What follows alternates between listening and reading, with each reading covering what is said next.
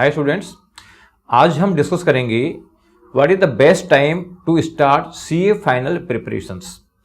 Student जब CA inter की exam clear करता है और उसके बाद में वो आर्टिकलशिप के लिए ट्राई करता है और आर्टिकलशिप के बाद में अपने स्टडी के बारे में सोचता है, तो वो देखता है कि यार बेस्ट टाइम क्या है, कब से मैं प्रिपरेशन स्टार्ट करूं।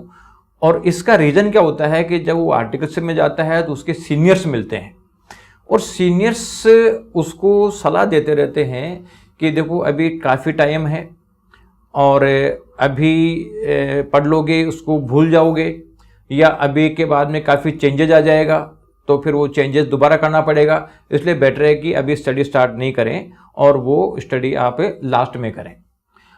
लेकिन आपको एक डिटेल्ड प्लानिंग देखनी पड़ेगी, आपको टाइम बेस यानी आपको लॉजिकल प्लानिंग तैयार करनी पड़ेगी कि वास्तव में मैं कितना पढ़ सकता हूं, कितना नहीं पढ़ सकता। तो देखो लॉजिकल प्लानिंग में आप लोगों से डिस्कस करूंगा।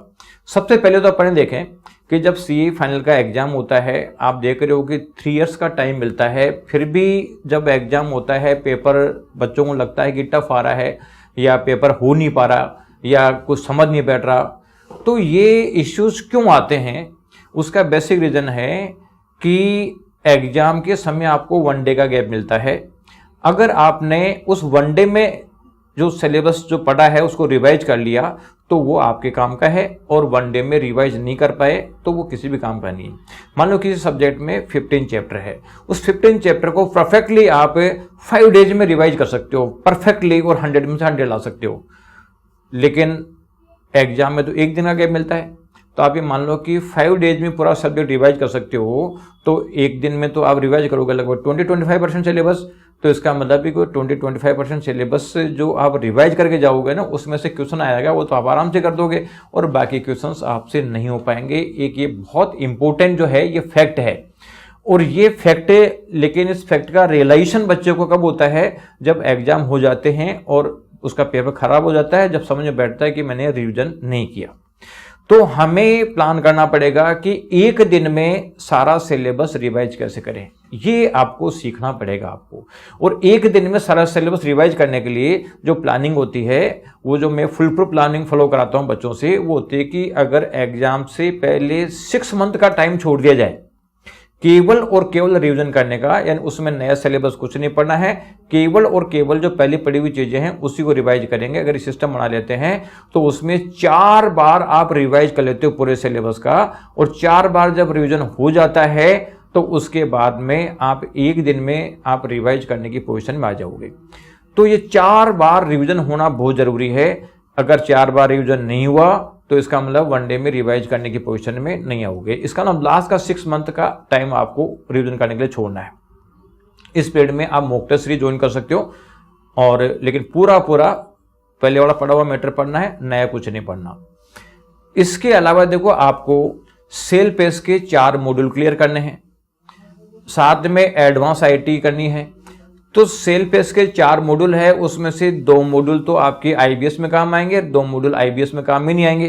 लेकिन 4 सब्जेक्ट आपको रिवाइज करना है, और 4 सब्जेक्ट में मान लो 2 सब्जेक्ट तो परफेक्टली तैयार करना है, क्योंकि वो 2 सब्जेक्ट है आपको सेल पेस मॉड्यूल क्लियर करने के काम में भी आएंगे और साथ में आपको आईबीएस के पेपर में भी काम में आएंगे। इसका मतलब है कि मान लो कि कम से कम आपको लगभग 10 मंथ्स का टाइम इन कामों में लगेगा, 4 सेल पेस मॉड्यूल क्लियर करने के लिए और 2 मॉड्यूल को आईबीएस के हिसाब से प्रिपेयर करने के लिए। कम से कम मैं मान के चलो कि 10 से 12 मंथ का टाइम आपको लगेगा। इसी पीरियड में आप एडवांस आईटी भी क्लियर कर सकते हैं।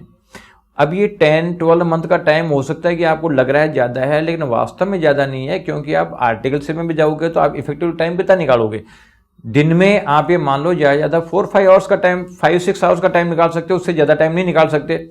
तो इसका मतलब है कि जैसे मान लो आप 2 घंटे आप इसकी क्लासें लेते हो और 2 घंटे आप होमवर्क करते हो, तो इसका मतलब 2 सब्जेक्टों में 6 महीने लग जाएंगे, और दूसरे 2 सब्जेक्ट में 6 महीने लग जाएंगे। इस पीरियड में आप चाहो तो एडवांस आईटी भी कर सकते हो। तो मान लो कि 12 मंथ का टाइम आपका 4 सेल पेस मॉड्यूल और जो आईबीएस के दोनों मॉड्यूल को ढंग से तैयार करने में लगेगा। इस पीरियड में एडवांस आईटी भी कर सकते हो। तो कुल मिला के ये हो गया आपका लगभग 18 मंथ्स का टाइम। अब आपके पास में 5 सब्जेक्ट बचे हैं, 5 सब्जेक्ट बचे हैं, और आपके पास में क्योंकि 2.5 ईयर के बाद में एग्जाम हो जाती है, आपके पास साल भर का टाइम बचा है। 1 साल का टाइम बचा, 5 सब्जेक्ट बचे और 80 टाइम मान लो आप 2.5 सब्जेक्ट चलाते हो, यानी 2 सब्जेक्ट प्लस एक वादा कर लेते हो, तो इसका मतलब है कि 6 महीने मान लो 2 सब्जेक्ट तैयार किया, 6 महीने 2 सब्जेक्ट तैयार किया, तो इसका मतलब है कि फिर भी 4 सब्जेक्ट ही हो पाएंगे।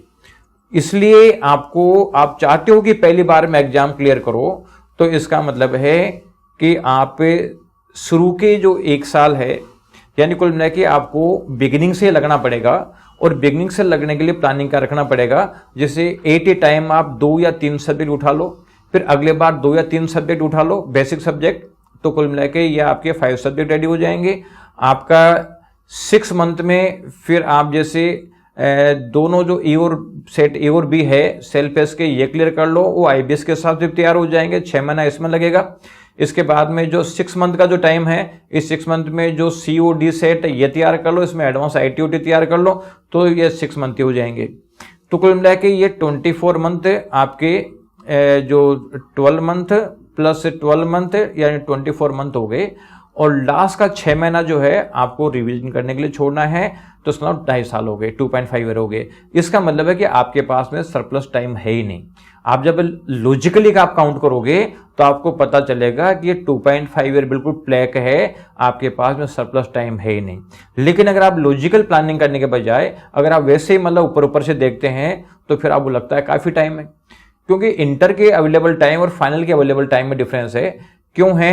क्योंकि इंटर में जो अवेलेबल टाइम था वो पूरा पूरा आपका था, यानी पूरा फुल डे आप काम में लेते थे, लेकिन फाइनल में जो अवेलेबल टाइम है, उस फाइनल के अवेलेबल टाइम में आपके पास में जो है आर्टिकलशिप का भी लोड होता है। इसलिए आर्टिकलशिप में अपन जब जाते हैं तो उसमें टाइम लगता है, फिर जो थकान हो जाती है तो शाम को आके भी उतनी स्टडी नहीं हो पाती है। इसलिए आपको बिगिनिंग से ही लगना पड़ेगा, यही उपाय है, इसके अलावा कोई उपाय नहीं है। अब रही बात अपने सीनियर्स की गाइडेंस की, तो आप देखो सीनियर्स में तो क्या होता है, जैसे कोई पर्सन है, एक्स पर्सन आर्टिकलशिप में जाता है, उसको सीनियर मिलेंगे, और सीनियर कितने कैटेगरी के मिलेंगे, उसको 3 कैटेगरी के मिलेंगे। कुछ सीनियर ऐसे होंगे जिनका 3rd ईयर चल रहा है, कुछ सीनियर ऐसे होंगे जिसका 2nd ईयर चल रहा है, और कुछ सीनियर ऐसा होगा जिन्होंने कुछ 6 महीने पहले आपको ज्वाइन किया है। तो कुल मिला के ये मिलेंगे। अब पता चलता है कि साहब जो 3rd ईयर वाले से आप सलाह लोगे, क्योंकि सबसे सीनियर वही है। अब 3rd ईयर वाला क्या है, एग्जाम दे रहा है, और जब आप सीए फाइनल के, जब वो बच्चा सीए फाइनल के एग्जाम देता है, उस समय वो 3rd ईयर सीनियर भी एग्जाम दे रहा होता है, क्योंकि वो पास नहीं हो पा रहा। जो 2nd ईयर सीनियर है वो भी एग्जाम दे रहा होता है, जो तुम्हारा इमीडिएट सीनियर होता है वो भी एग्जाम दे रहा होता है, तुम भी एग्जाम दे रहे होते हो। क्योंकि ये परंपरा ही एक तरीके से गलत चली आ रही है, क्योंकि मैक्सिमम 90% सीनियर्स फेल होंगे। अगर उनकी सलाह से चलोगे तो इसका मतलब है कि वो सलाह पास होने के लिए नहीं होती है। आपको डिफरेंट वे लेना पड़ेगा, यानी बाकी लोगों से अलग सोचना पड़ेगा। बाकी लोगों से अलग सोचोगे और एक एक मिनट का आप यूज करोगे तो आपका जो है रिजल्ट आ जाएगा।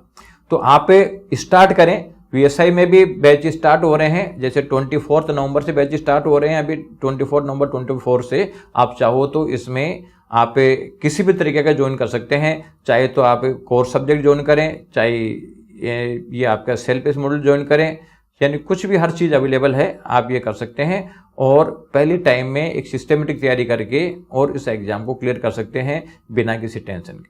Thank you.